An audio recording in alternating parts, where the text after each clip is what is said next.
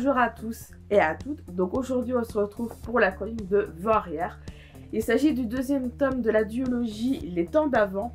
Le tome 1 c'est À l'aube du crépuscule de Christelle Eudin et Laurent André chez A&H Éditions. J'ai vraiment hâte de vous en parler parce que franchement c'était un très bon livre. Je tiens à vous dire que comme c'est un tome 2, il risque un peu de vous spoiler le tome 1. Je vous mettrai évidemment ma chronique dans la petite fiche en haut à droite de votre écran ainsi qu'en description.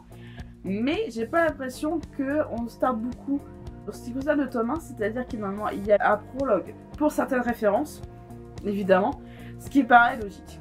Faut savoir que le tome 1, je l'ai lu il y a pas mal d'années maintenant, je l'ai lu précisément en 2015. Donc oui, ça fait un bon moment.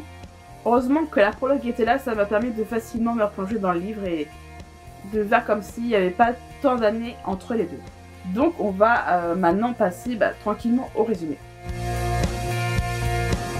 Alors pour résumer, on va donc suivre Christophe, Lucas, Philippe et Julie après la mort de leur amie Marie, qui est donc décédée dans un tragique accident de la route. Et ils vont chacun essayer de continuer leur vie en continuant de nous resserrer les liens entre eux. Christophe et Lucas vont suivre un cursus dans le domaine de l'aviation. Vous comprenez mieux pourquoi la couverture. Tandis que Philippe va passer une prépa pour après intégrer une école de vétérinaire. Et Julie va faire des études dans le notariat, mais ça va être plus compliqué que cela. Donc évidemment, on va se concentrer sur ces 4 personnages-là, mais également sur leur famille, quand nos 4 jeunes seront en lien avec leurs parents. Et cette aventure va nous montrer que même après la mort d'une personne qu'on connaît depuis des années, la vie continue et pour quand même continuer à être soudés les uns et les autres. Ce qui a offert aussi une belle évolution dans le roman, c'est qu'on est dans les années 80, 85 à peu près, et donc avec tout ce qui est comme évolution sur le plan technologique, médical et autres faits d'actualité, comme Tchernobyl par exemple, le Concorde. Il y a également l'ouverture de la chaîne M6, TF1 qui devient davantage une chaîne nationale. Et par exemple, tout ce qui est lié à la maladie de Charcot, c'est une maladie neurologique qui fait des paralysies musculaires.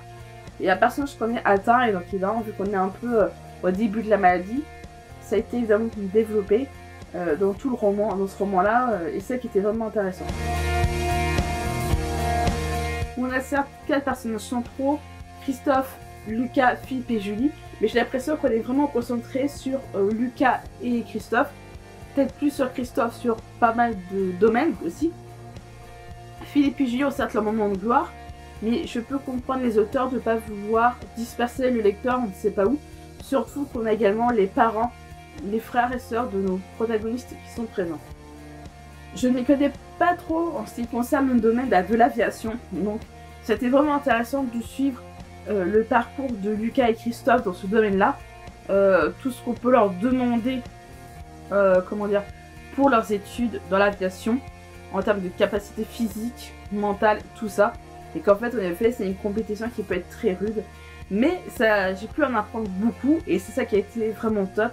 Donc en fait, je trouve personnellement que le parcours de Lucas et Christophe est même l'élément central du roman. À part leur situation amoureuse pour certains. J'ai tendance à oublier que c'est un roman écrit à 4 mains, donc avec 2 auteurs. Hein. Merci Captain Obvious. Mais c'était tellement bien écrit que ça se lit très vite. J'ai même pas vu le temps passer.